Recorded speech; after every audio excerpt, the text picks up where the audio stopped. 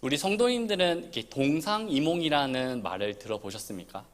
아마 대부분은 TV 프로그램을 통해서 아마 들어보셨을 것입니다. 이 동상이몽이라는 말은 같은 자리에 자면서 다른 꿈을 꾼다는 뜻으로 겉으로는 같은 생각을 하고 같은 행동을 하는 것처럼 보이지만 속으로는 다른 생각, 다른 행동을 할 때 쓰는 말입니다. 그래서 결혼한 남자와 여자의 이런 모습들을 보여주면서 TV 예능 프로그램에서 나오기도 합니다. 저 역시도 결혼을 했는데 우리 자매와 좀 많은 것이 다른 것 같습니다.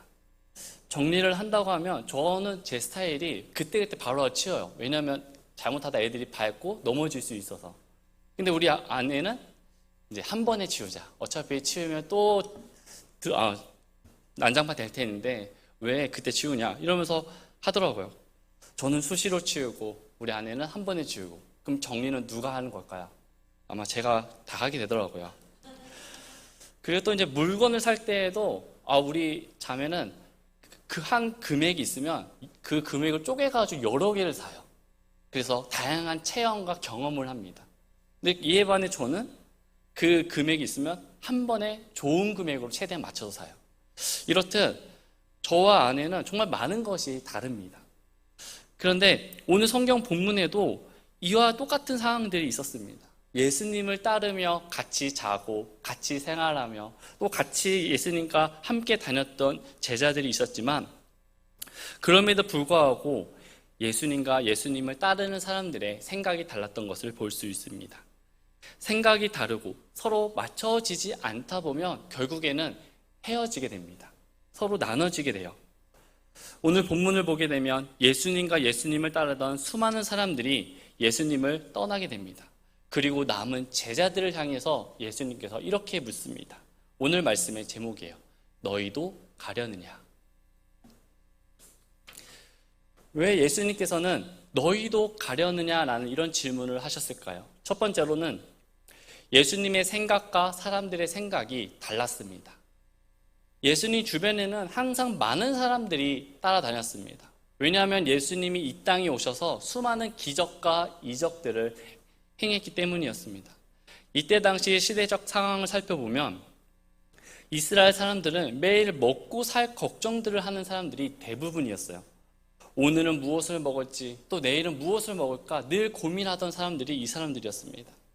그래서 경제적으로나 실질적으로나 삶을 이어가는데 굉장히 어려운 상황 가운데 있었기 때문에 늘 이것이 배가 무언가를 먹는다는 것이 늘 고민되고 늘 생각을 하게 되었습니다.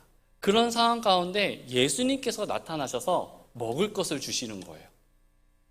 자신들이 어떠한 수고와 노력도 하지 않았음에도 불구하고 예수님께서 기도했더니 무수히 많은 사람들이 그것을 먹고 배불렀다고 말씀하고 있습니다.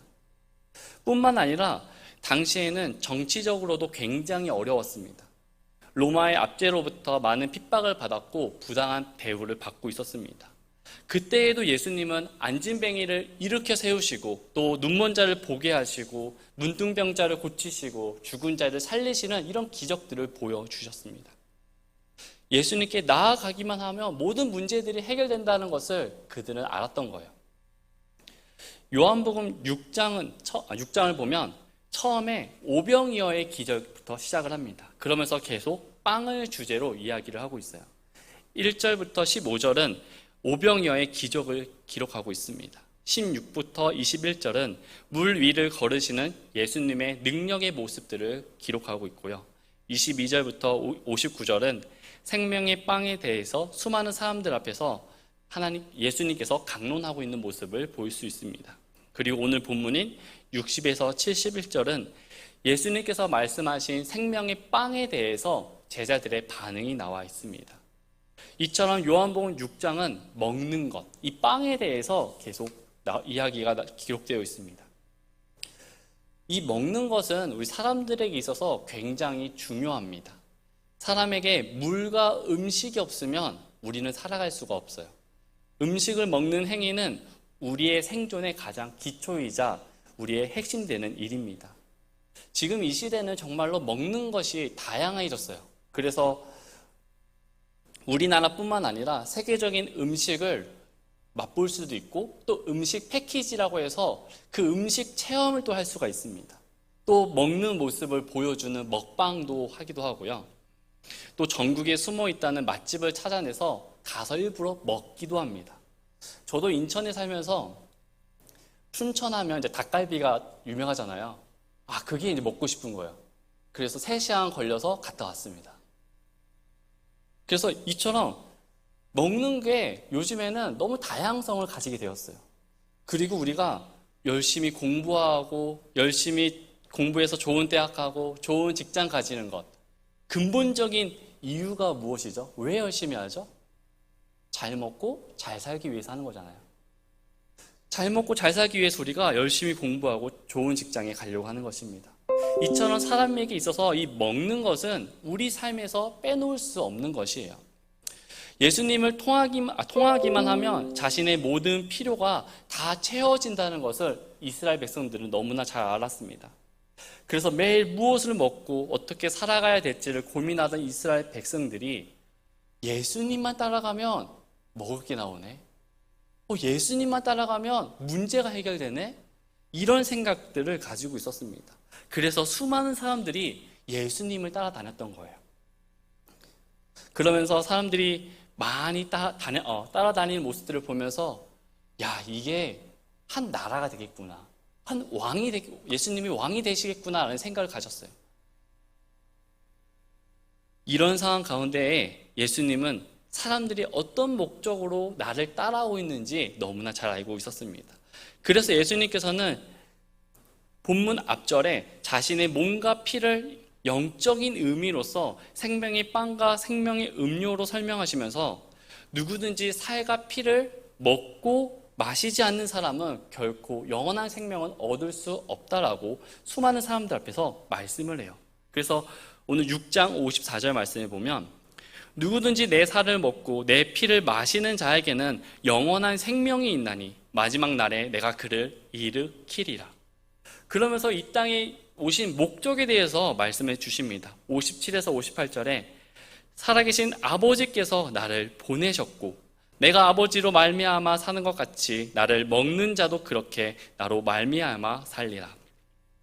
이것은 하늘로부터 내려온 그 빵인데 너희 조상들이 만나를 먹고도 죽은 것과 달리 이 빵을 먹는 자는 영원히 살리라 하시니라. 이렇게 말씀을 하십니다. 우리는 이 말씀을 들으면 이해가 돼요. 그렇죠. 제가 어떤 말 하는지 이해되시죠?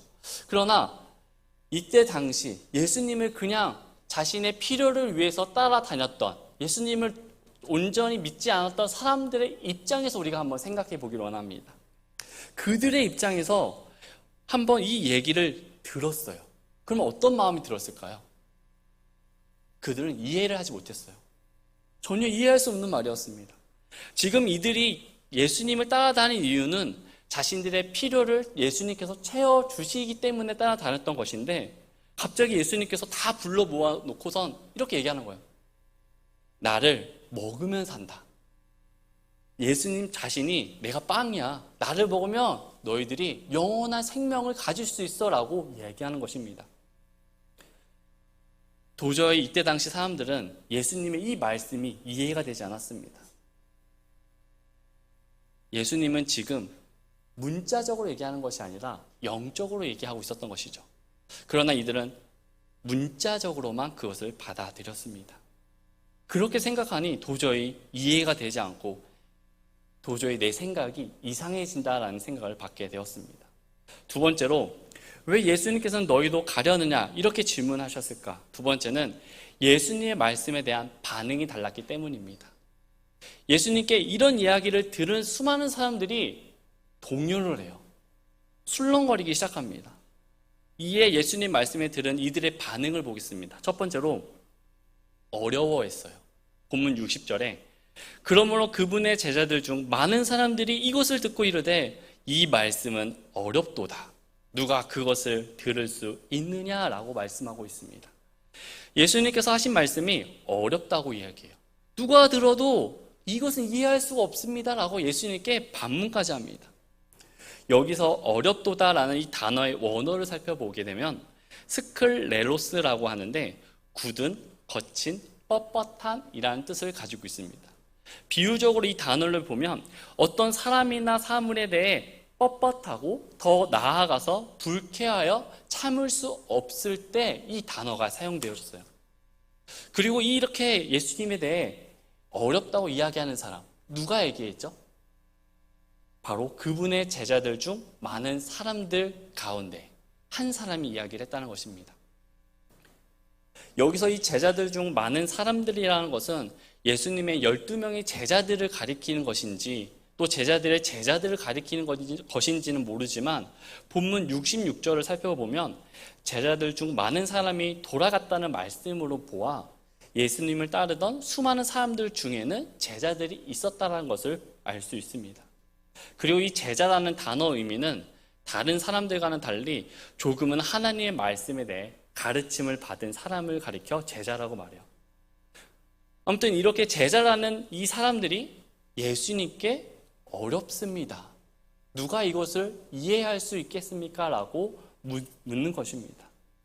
이것을 직역하면 예수님께서 지금 하신 말씀은 우리가 듣기에 너무나 불편합니다. 너무나 불편하고 그것을 우리가 받아들일 수 없습니다. 라고 이야기를 하는 것입니다.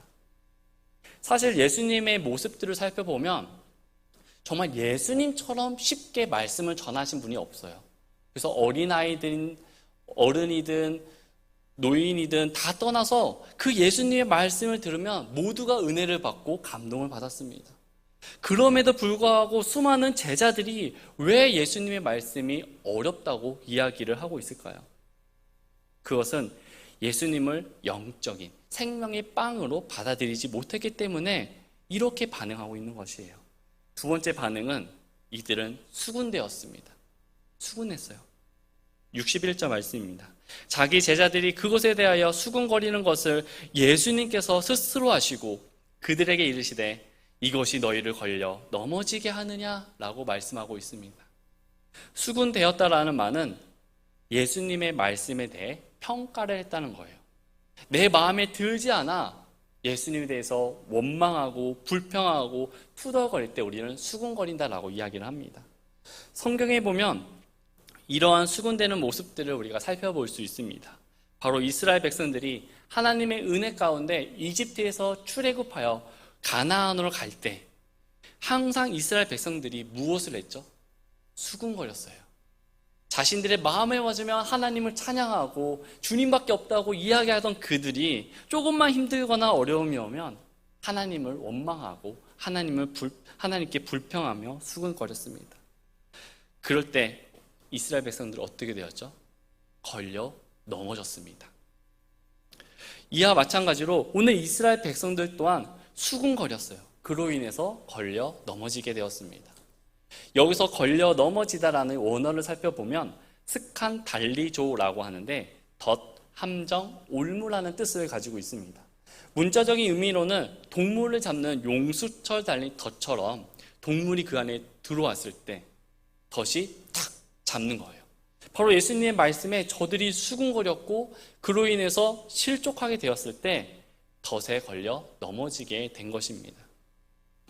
오늘 본문은 예수님의 말씀으로 인해 걸려 넘어지게 되지만 예수님의 말씀을 기쁘게 받아들인 자들이 성경을 살펴보면 또 있습니다.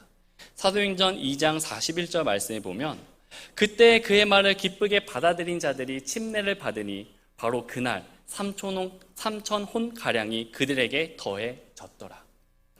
베드로의 복음을 듣고 저들이 기쁘게 받아들인 자들은 3,000혼이 더해졌다고 말씀합니다.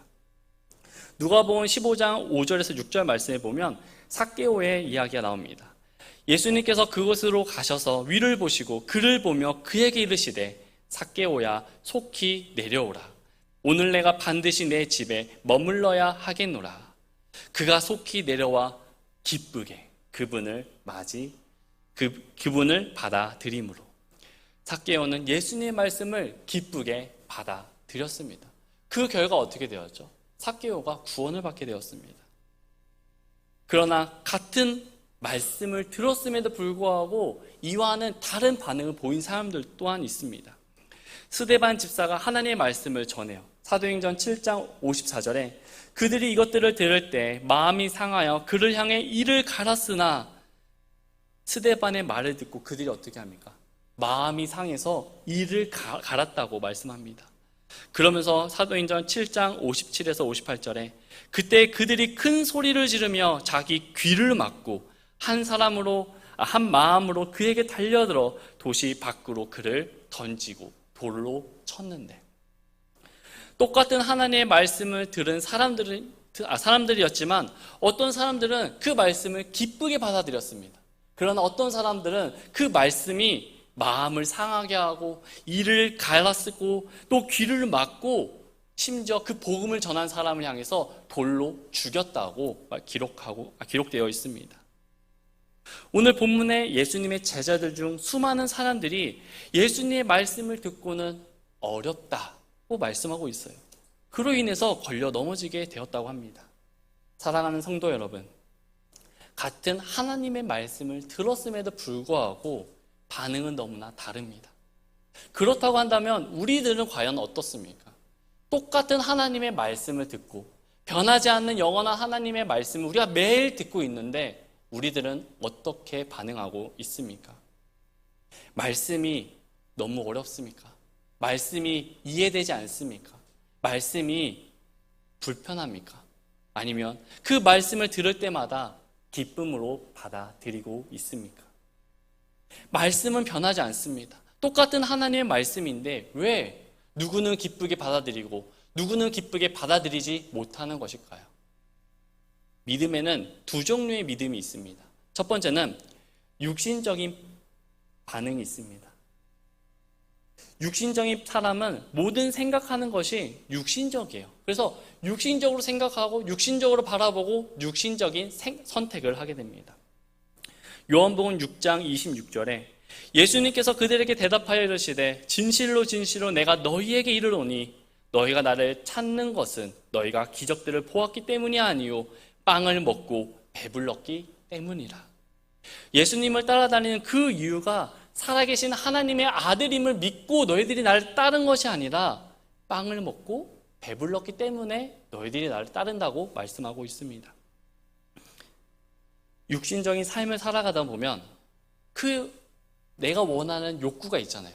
내가 체험을 받기 위한 원하는 것이 있습니다. 그것이 다 채워지면 어떻게 되죠?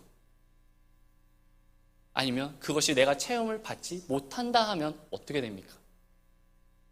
다른 것, 나를 채워줄 수 있는 것을 향해서 떠나게 돼요. 그곳을 떠나게 됩니다. 아무리 주님 안에 있어도 우리가 육신적인 반응을 보인다면 떠날 수밖에 없는 것입니다. 오늘날 교회들에게 가장 문제가 되는 것이 무엇인지 아십니까? 바로 기복신앙이에요. 기복신앙의 핵심이 무엇입니까? 바로 복이에요. 복.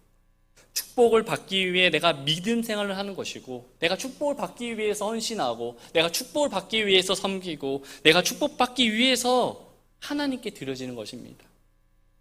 하나님이 나의 영원하신 생명이기 때문에 믿음 생활을 하는 것이 아니에요. 축복받기 위해서 무언가를 하는 것입니다. 이 순서가 완전히 뒤바뀌어 버린 것입니다. 여러분, 우리 선거철이 되면 국회의원들이 대형 교회를 많이 찾아갑니다. 그곳에 가서 예배를 드려요. 왜 예배를 드릴까요? 바로 표를 얻기 위해서, 빵을 얻기 위해서 그렇게 하는 것입니다. 사랑하는 성도 여러분, 우리는 왜 예수님을 믿습니까? 우리는 왜 예수님을 예배합니까? 우리는 왜 교회에 나오는 것일까요? 많은 사람들이 나에게 유익이 되고 나에게 복이 된다면 기꺼이 주님을 따르는 것 문제되지 않습니다.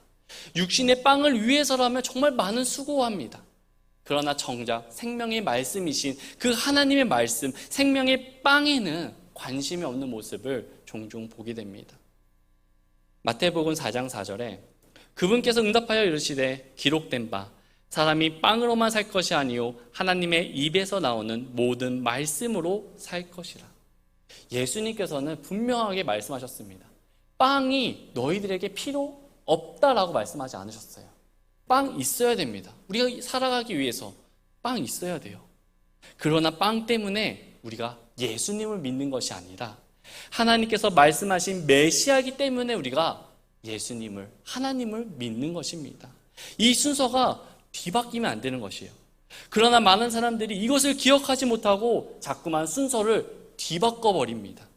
이에 예수님은 마가복음 8장 17, 18절 말씀에 이렇게 말씀하세요.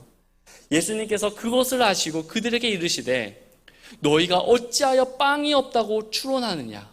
너희가 아직도 알지 못하며 깨닫지 못하느냐? 너희 마음에 아직도 굳어 있느냐?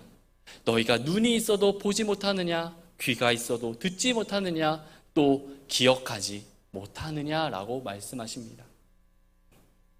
오늘 본문에서도 예수님께서는 이런 육신적인 사람들을 향해서 똑같이 말씀하십니다. 본문 61절에 이것이 너희를 걸려 넘어지게 하느냐? 62, 63절에 그러면 너희가 사람의 아들이 이전에 있던 곳으로 올라가는 것을 본다면 어떻게 하겠느냐? 살리는 것은 영이이며 육은 아무것도 유익하게 하지 못하느니라. 내가 너희에게 이르는 말들 그것들은 영이요 생명이니라. 65절에 또 그분께서 이르시되 그러므로 내가 너희에게 이르기를 내 아버지께서 오게 하지 아니하시면 아무도 내게 올 수 없도다라고 말씀하고 있습니다. 예수님이 이렇게 말씀하셨음에도 불구하고 그들은 전혀 깨닫지 못하고 이해하지 못했습니다. 그 결과 이들이 어떻게 되었죠? 66절에 그때부터 그분의 제자들 중 많은 사람이 돌아가고 다시는 그분과 함께 다니지 않았더라.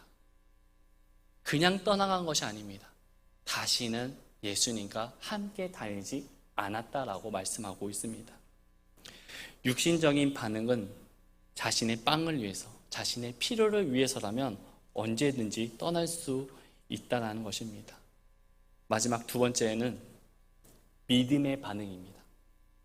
많은 사람들이 다 떠났습니다. 이제는 예수님께서 뽑으신 12명의 제자만 남았어요. 이 제자들을 향해서 예수님께서 묻습니다. 67절에 그때 예수님께서 12 제자에게 이르시되 너희도 가려느냐? 여러분, 이 상황들을 우리 한번 잘 생각해 보길 바랍니다. 수많은 사람들이 있었어요. 근데 그들이 한순간에 다 떠난 거예요. 남은 사람 12명. 그들만 남았습니다.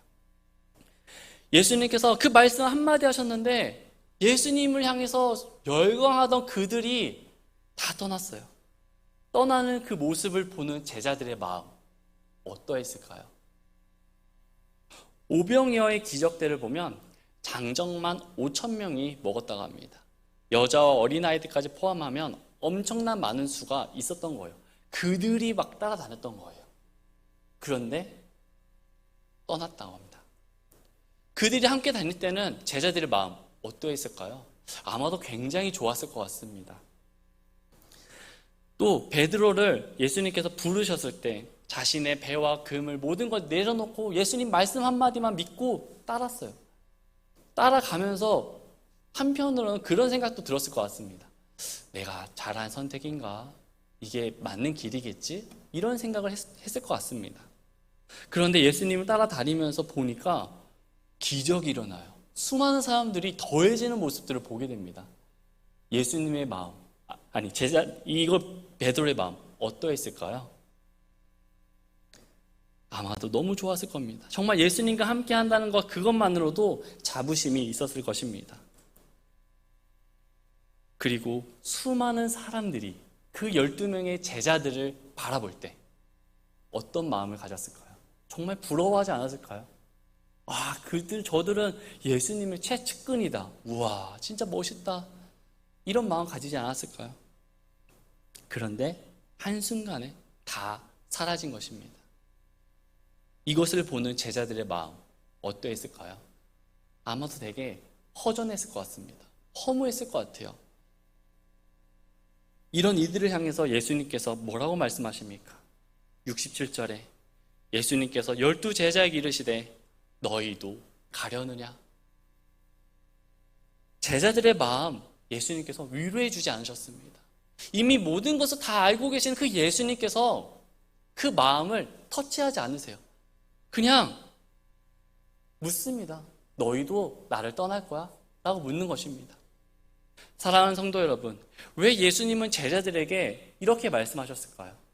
왜 예수님은 조금은 좀 친절하게, 그래도 같이 그동안 생활했었는데 조금은 친절하게 그들에게 마음 알아주고 이야기를 해줬으면 좋았을 건데 왜 그렇게 말하지 않았을까요?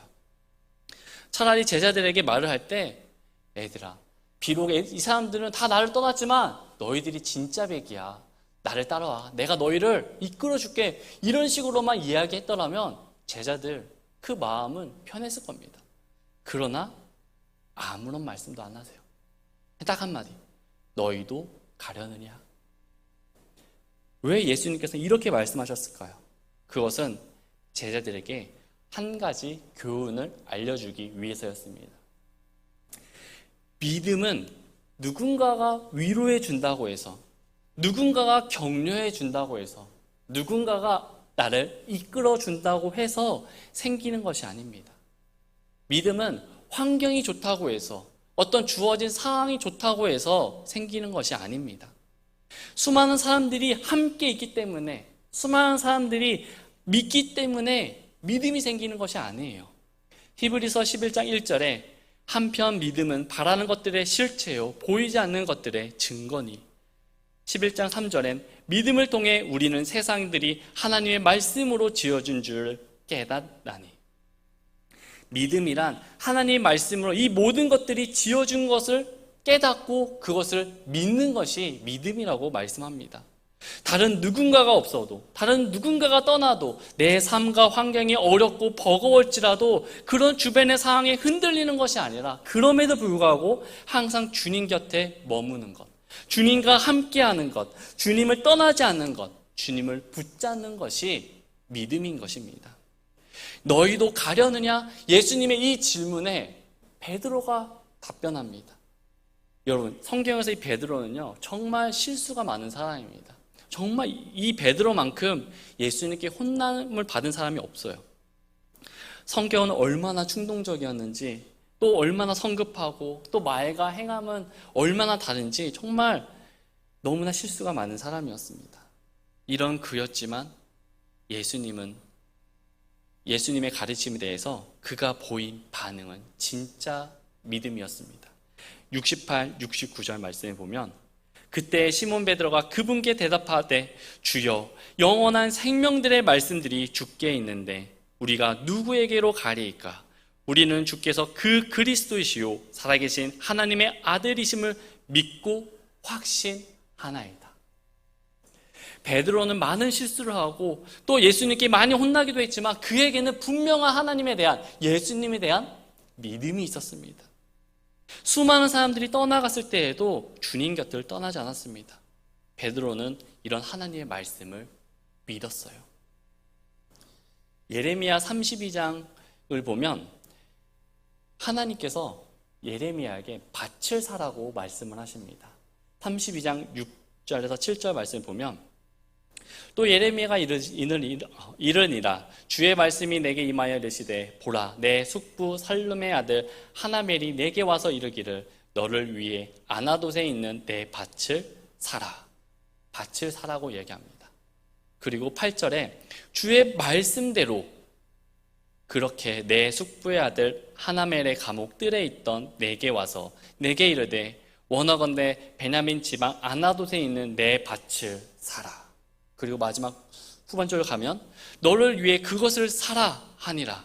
이에 내가 이것이 주의 말씀인 줄 알았으므로 라고 말씀하고 있습니다. 여러분, 예레미야 있었던 이 당시에는요 전쟁 중에 있었습니다. 바벨론이 지금 예루살렘을 포위하고 있었습니다. 또 이 당시는 남유다 시대예요. 근데 남유다가 1년 뒤에 멸망할 예정이었습니다. 그런데 하나님께서는요 이 예레미야에게 밭을 사라는 거예요. 여러분, 1년 뒤에 망하는 나라의 땅을 사는 것 상식적으로 이해가 되십니까? 전혀 이해가 안 돼요. 내가 지금 땅을 사도요 바벨론이 그 나라를 점령하면 제가 이 땅 산 문서 휴지 조각입니다. 쓸모가 없어요. 다시 사야 되는 것입니다.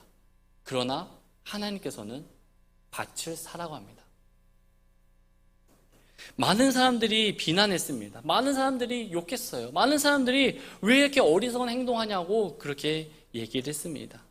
정말 사람의 생각으로는 도저히 이해할 수 없는 행동이었습니다. 그럼에도 불구하고 예레미야는 어떻게 하죠? 밭을 사요. 근데 왜 밭을 사죠? 왜 그 땅을 삽니까? 하나님께서 말씀하셨기 때문이었습니다. 그리고 70년 뒤 포로 생활에서 귀환하여 그 땅을 예레미야가 사용하게 됩니다. 성경에 보면 출애굽한 이스라엘 백성들이 가나안 정탐을 위해서 12명의 정탐꾼들을 가나안 땅으로 보냅니다. 우리가 너무 잘 아는 대로 10명의 정탐꾼들이 그것을 보고 돌아와서 부정적인 보고를 합니다. 가나안 땅은 젖과 꿀이 흐르고 정말 하나님께서 약속하신 땅이 맞습니다. 그러나 그곳은 성벽이 높고 안악자손들이 있었는데 그들은 거인이고 우리는 메뚜기와 같습니다. 우리는 도저히 그것을 싸워 이길 수 없습니다 라고 이야기를 합니다. 이들의 보고는 맞는 말이었어요. 현실적인 보고였습니다. 그러나 여러분, 믿음이 무엇이라고 했죠? 믿음은 이 모든 것들이 하나님께서 지어진 줄을 깨닫고 믿는 것이 믿음이라고 했습니다.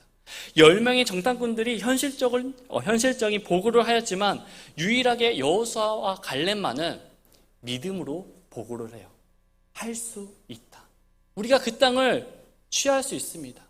그럼에도 불구하고 백성들은 어떻게 반응합니까? 민수기 14장 1절에 이에 온 회중이 목소리를 높여 부르짖음에 백성이 그 밤에 울었더라. 울었답니다. 그 보고를 들은 그들이 울었대요, 밤새. 현실적인 것만 보고는 밤새 울었습니다. 낙심하고 있는 이들을 향해서 여호수아와 갈렙이 다시 얘기해요. 아니다, 할 수 있다. 하나님께서 약속해 주셨다. 우리가 그곳을 가자. 왜 안 된다고 하느냐? 할 수 있다, 가자. 그러나 그들의 반응은 민수기 14장 10절에 온 회중이 돌로 그들을 치려고 하매 믿음으로 나아가자고 얘기하는 여호수아와 갈렙을 향해서 그 백성들은 믿음으로 얘기하고 있는 그들을 향해서 돌로 쳐 죽이려고 했습니다. 이 결과가 어떻게 되었죠? 오직 여호수아와 갈렙만 가나안 땅으로 들어가게 되었습니다. 사랑하는 성도 여러분, 하나님을 믿는다는 것은 하나님의 말씀을 믿는 것입니다. 수많은 사람들이 믿기 때문에, 수많은 사람들이 함께하기 때문에 믿는 것이 아닙니다. 오직 하나님의 말씀만을 우리가 믿는 것입니다. 수많은 사람들이 반대를 하고 수많은 사람들이 핍박을 한다 할지라도 우리가 하나님에 대한 말씀에 대한 확신이 있다면 우리는 그것을 붙잡고 나아가야 될 줄 믿습니다. 영화 명량이라는 영화를 보면 이순신 장군이 12척의 배로 일본 배 330척과 싸우게 됩니다. 이것을 두고는 당시 조선 많은 백성들, 많은 장수들, 많은 병사들이 이야기를 합니다. 불가능하다. 절대 이길 수 없다. 우리는 고작 12척인데 저들은 어마어마하게 있습니다. 안 됩니다. 라고 모두가 반대를 했습니다. 그때 이순신 장군이 이렇게 말했죠. 필사즉생, 필생즉사. 살고자 하면 죽을 것이고 죽고자 하면 산다. 이것을 백성들에게 이야기를 합니다. 그러면서 백성들에게 너희들이 이 전투에 대해서 두려워하고 떨고 있고 무서워하는 것 안다. 하지만 그 두려움을 용기로만 바꿀 수 있다면 우리는 반드시 이긴다라고 이야기를 했다고 합니다. 그 결과 어떻게 되었죠? 12척으로 일본 330척 다 침몰시켜 버렸습니다. 우리가 잘 아는 더글라스 맥아더 장군, 그는 이렇게 얘기합니다. 인천 상륙 작전은 5,000대 1의 도박이라는 것을 나는 알고 있었다. 나는 그런 모험에 익숙해져 있다. 우리는 인천에 반드시 상륙할 것이다. 그리고 적들을 분쇄할 것이다 라고 이야기를 했다고 합니다. 이순신 장군, 맥아더 장군의 모습들을 보면서 무엇을 느꼈습니까? 그 안에 무엇이 있었습니까? 현실은 안 되는 것이었습니다. 모두가 반대했어요. 그러나 그들은 확신이 있었습니다. 반드시 이길 것이라는 확신이 그들에게 있었습니다. 하나님을 믿는 우리들에게 무엇이 필요합니까? 바로 믿음인 것이에요. 예수님께서 수많은 사람들이 떠나가는 그 모습들을 보면서 남은 제자들에게 묻습니다. 너희도 가려느냐? 이때 우리는 어떤 반응을 보여야겠습니까? 어떻게 대답하겠습니까? 수많은 사람들이 안 된대요. 모두가 반대하는데요. 예수님 안 됩니다. 이렇게 대답하시겠습니까? 아니면 하나님께서 말씀하셨으니 제가 믿음으로 나아가겠습니다 라고 이야기하겠습니까? 영화배우 한석규가 드라마에서 이렇게 얘기합니다.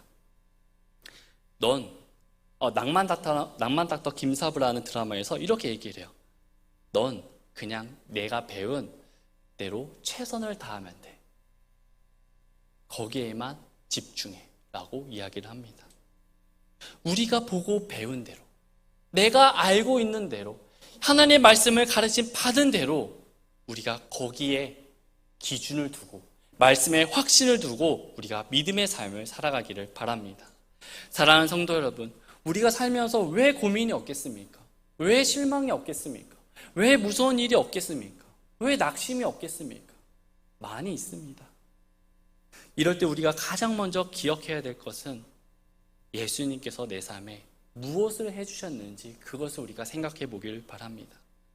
예수님께서 이 땅에 오시고 우리를 위해 죽으시고 부활하셨기 때문에 우리는 지금 그 영원한 생명을 누리며 살아갈 수 있게 된 거예요. 그로 인해서 지금 우리가 오늘까지 지금 이 순간까지 이렇게 있게 된 것 아니겠습니까? 그렇다고 한다면 우리가 주님 앞에 늘 고백해야 될 말은 무엇입니까? 베드로가 고백했던 것처럼 주여 영원한 생명의 말씀들이 주께 있는데 우리가 누구에게 가리이까? 저는 주께서 그 그리스도시요 살아계신 하나님의 아들이심을 믿고 확신하나이다. 이 고백이 우리들의 고백이 되기를 원합니다. 이 고백이 우리 삶의 믿음이 되기를 원해요. 이 고백이 어떤 상황을 만난다 할지라도 이 고백을 통해서 믿음으로 나아가는 저와 여러분들이 되기를 바랍니다. 우리는 예수님을 믿고서 많은 것이 바뀌었습니다. 예수님을 믿기 전과 후가 있어요. 믿은 후에 우리가 어떻게 살아가야 될까요? 수많은 사람들은 나의 필요를 위해서 예수님을 따랐습니다. 그러나 진짜 믿음을 가진 사람들은 그 필요가 아니라 살아계신 예수님을 믿고 예수님을 따라 다녔습니다. 예수님을 믿는 우리에게는 결코 정죄함이 없습니다. 예수님을 믿는 우리에게는 큰 어려움이 없어요. 왜냐하면 예수님께서, 하나님께서 이 모든 것들을 인도해 주실 줄 믿기 때문입니다. 그것이 어디에 기록되어 있습니까? 우리가 너무나 사랑하는, 우리가 너무나 간직하는 바로 하나님의 말씀, 성경에 기록되어 있습니다. 그 말씀을 우리가 믿고 믿음 생활하는 우리가 되기를 바랍니다. 기도하겠습니다.